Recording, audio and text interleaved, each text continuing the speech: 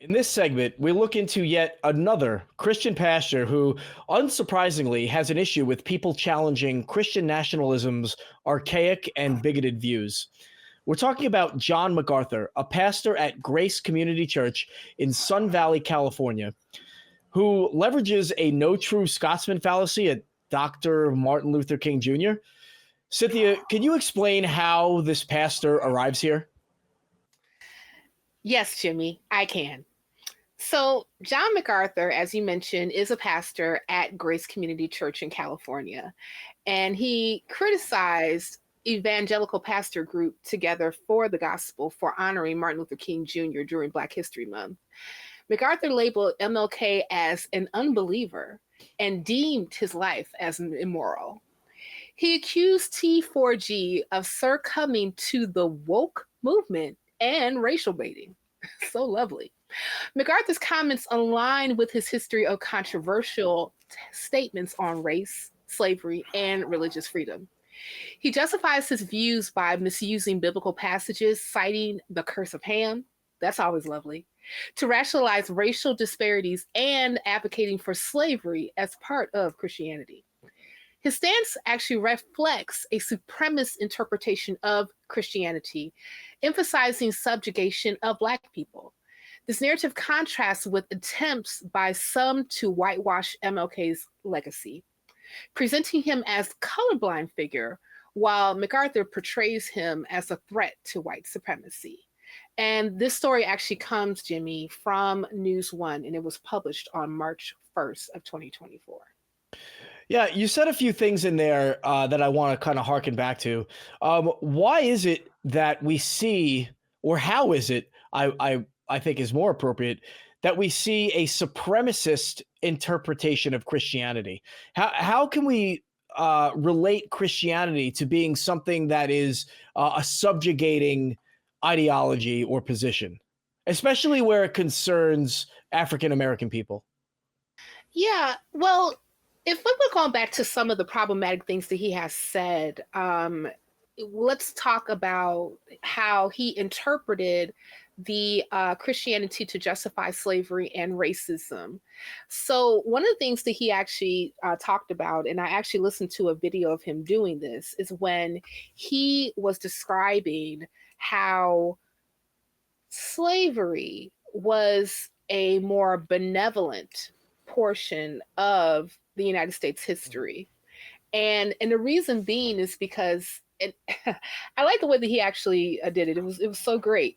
He said that he compared it to marriage, saying that, marriage is sometimes people get abused in marriages, but that doesn't necessarily mean that marriage is a bad institution. So slavery, there are people who actually have been abused by slave masters, but that doesn't necessarily mean that slavery is a bad institution. Mm-hmm. And he likened it to even saying that slavery was sometimes the best position or the best institution that one could be a part of because it helped one work, it helped one be able to have a place to stay. And if their overlord or masters were benevolent, then they had, food to eat, and then they could even go to church on Sundays. And that's so lovely. Mm-hmm. So, mm-hmm. And then he compared it to how God and Jesus are our master, and how he is a benevolent overlord over us. And we are a slave to Jesus because we believe in his edict and follow it to the letter. Mm-hmm. That is so problematic. And go ahead. What I think is problematic for this particular individual was that there is somebody who affected American politics, affected American society, and stood directly in the face of this idea, who, of course, I'm talking about Dr. Martin Luther King Jr., who this man then turns around to demonize. I want to kind of pivot and stick to that and turn to Blatant and ask him, what was it about Dr. Martin Luther King's approach that made him so, so successful in American politics, yet such a I guess a demonic figure, if you will, to pastors like this gentleman, John MacArthur. I wanted to see what your thoughts were on that.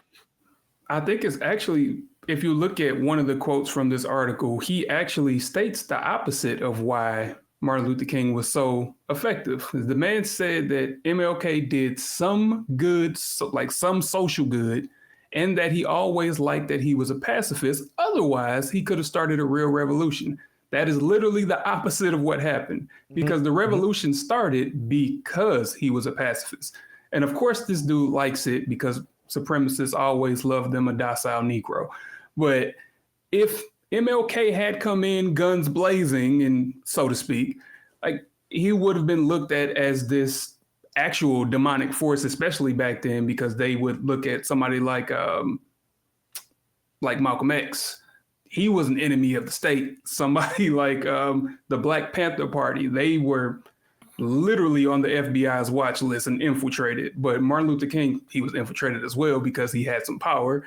But him being so docile, him being a pacifist, made him tolerable to the American public, and it made people look at the situation and say, okay, maybe these people aren't animals. You know what I mean? Maybe we can bring them into the fold. I'm speaking of people in that time that didn't actually see us as more than 3/5 of a person.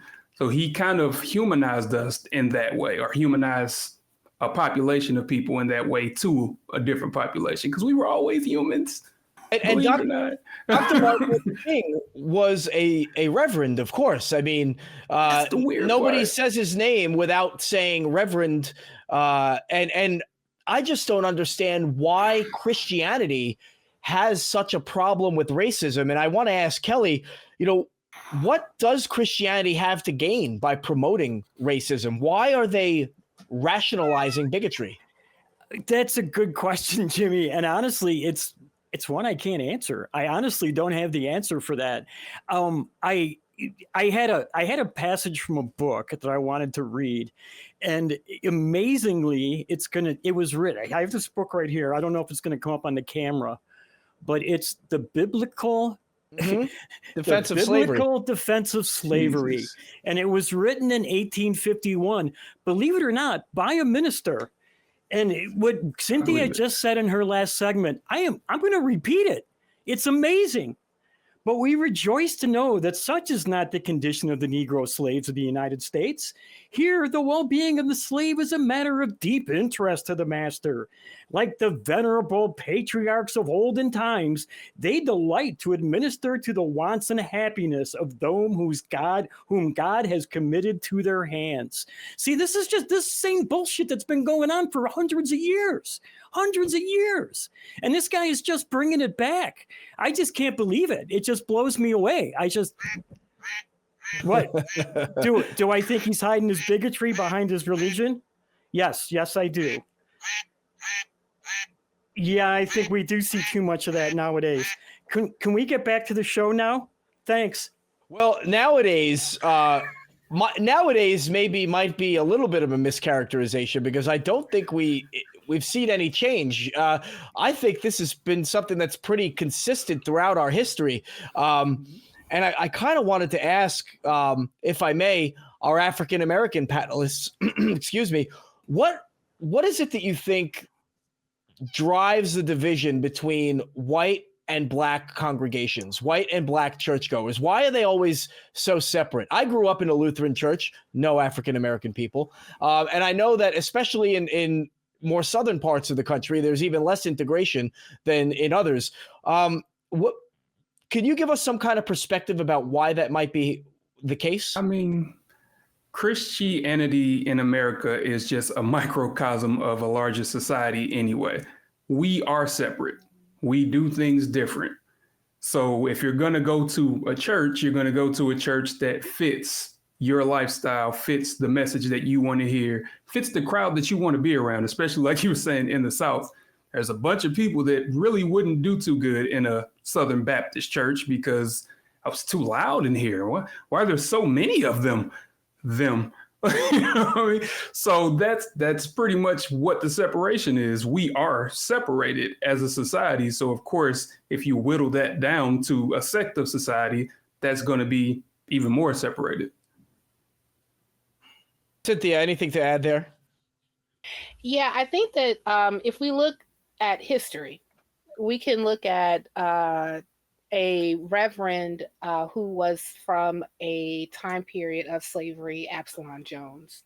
He's actually the founder of the AME Church, which is the oldest African American denomination in the United States.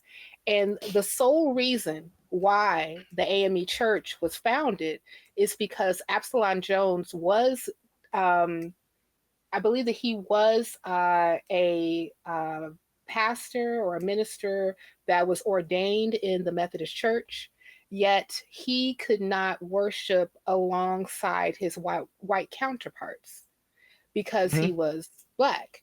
So instead, what he ended up doing was saying like, okay, well, you know, since you don't necessarily want me or my kind here, we're just going to have to start our own thing. And that's where the AME Church came from. Then you have the AME Zion Church, and then kind of birth from there is like, you know, what we know as the Black Protestant Church. So it was always about a reaction to white supremacy in the United States, because just like how we had Jim Crow laws and we had like the separate bathrooms, the separate water fountains in the South, the separate schools. You even saw that in the North as well. It was because it was to basically say that African Americans in the United States are second-class citizens and therefore should be separated from the divine white, right? Because white was always right. And that's why we end up still having these same issues today. Matter of fact, I believe that James Baldwin mentioned in his debate with, I forgot, William Buckley, that's his name, William Buckley, when he quoted, I believe it was Malcolm X, that the most segregated hour is 12 o'clock on Sunday, or 12 o'clock or 11 o'clock on Sunday morning. And this goes way back to those time periods. Well, I have an interesting fact. I don't know if any of you are familiar with this, but talking about racism in those time periods in Christianity, being a New Yorker, I am familiar with the African American, or I think it's called the slave burial ground, that is in the southern tip of Manhattan. And so basically, Manhattan, New York, started off as New Amsterdam, a Dutch colony.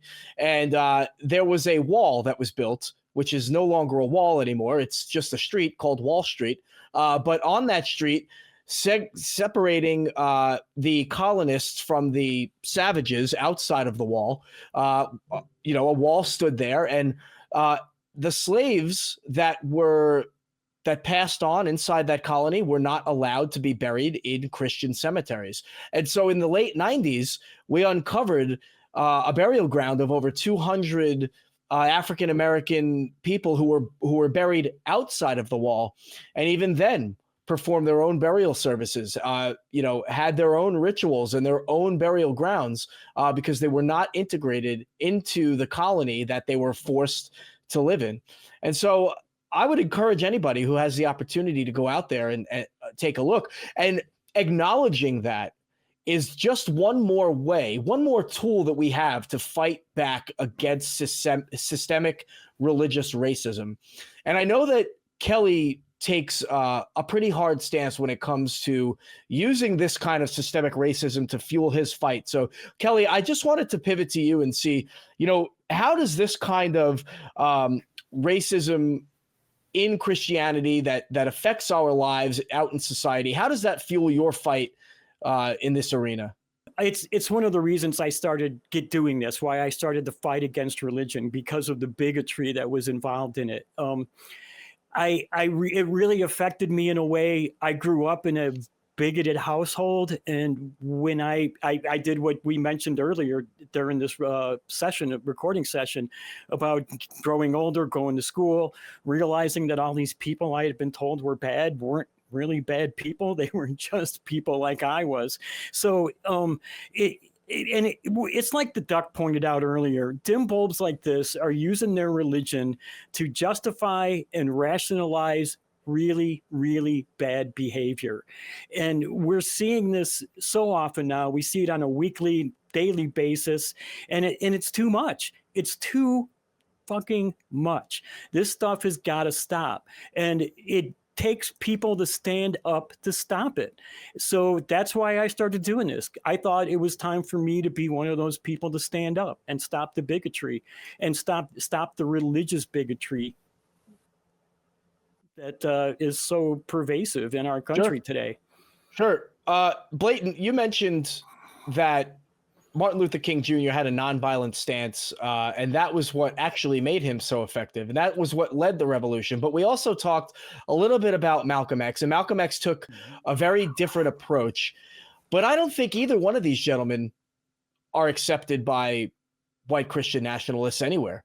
It's almost a damned if you do, damned if you don't scenario. What would it take? Just humor me. What would it take? What hypothetical could exist where a African American civil rights proponent would be accepted by a Christian organization? I think that you would need a time machine to go back and educate these people as children, because for a lot of them, it's just too late. That's just the reality of the situation. I guess if we can say, especially in our present time, the way people are just hyper fixated on differences, I don't see it. I don't see it. But if we could go back to that time and you can actually get more educated people, get more integration instead of the segregation at that time, more people would have had that experience that Kelly was just talking about. You get to be around these people and realize that they're people. But since that was not the situation, it's a dream. I had a dream. Martin had a dream. It's a dream. Absolutely. Yeah. You know, we have a fight in all of ourselves, don't we, to counter this indoctrination with compassion, with education, with facts, showing people that integration actually makes us stronger. You know, I know that the United States military champions its diversity. That is a big departure from where it once came. You know, strong female leadership they look for, African American, Hispanic, Muslim, Christian perspectives all working together. And so we should be able to point to some examples like that and show people who are being educated incorrectly that there actually is proof. But I guess I want to close this out by going back through all of our panelists and kind of giving their final comments. We'll start with Kelly and we'll go to Cynthia and then BB. I mentioned this before, that a lot of these people think that the slaves were better off being brought here. And they're forgetting that they had actual kingdoms and empires even inside of Africa. There was Mali, Benin, I mentioned earlier, Ethiopia, Guma, the Great Zimbabwe. There were all these great nations that we stole these people from and acted as if they were not civilized. And it was a great, horrible thing that we did. And to hear somebody saying shit like this today, it tears my heart out. It just tears my heart out. Cynthia? You know, the only thing I just really have to say is just, as skeptics and humanists, it's really our duty to challenge such narratives and advocate for more accurate and inclusive understanding of history. And that comes through education. And also, I've always said this, and I will keep saying this, that even though like you have myself and you have BB on the panel, and we are African Americans who actually challenge these particular narratives, we as a group of people did not create a racist system. So the ones who actually created the racist system, it is their responsibility to tear down the system. Now, we can advocate and we can actually work with those to want to do it, but until the mass people who want to challenge people like John MacArthur and people of his ilk, we're still going to be in circles. Well said. Well said. Blatant? I really just want to point out that the way that supremacy has worked, especially just in this particular situation, it's not even just a no true Scotsman thing. It's not he wasn't a believer because he doesn't believe what I believe. I think it's more that Black man cannot be a leader. We should not be listening to that man right there. Because I feel like if, let's say, if it was JFK that said these things, it would have been received in a different way. But that's just how these things go. And just like everyone else on this panel has already said, education is the only way that we're going to combat this. You need compassion, but I still want to tell people like us, it will get tiring. It is not easy. It does get tiring. If you need to take a break, take a break. If you don't want to explain something to somebody, don't explain it to them. Just let them know, you know what? Do your own research. We say that a lot. Do your own research because it does get tiring. So just like it was just said, it's not our responsibility to teach these people. It's not our responsibility to undo what we did not create. So go easy on us. And I would ask people who look a lot like myself and Kelly to maybe consider, although you may not have created the system yourself, we still are people who benefited from such a system that was not beneficial to other people that don't look like us. And so I think that we all have to take a look deep inside and say, how were things really unfair for others? And they were so fair for me. And that's the kind of thing that we need to acknowledge and push back against and make sure that we all live in the same system. If you want to see more of our content about how we can push back against an unfair system, or how we can just talk about anything that has to do with atheism, Christianity, religion, etc., then click the link right down here.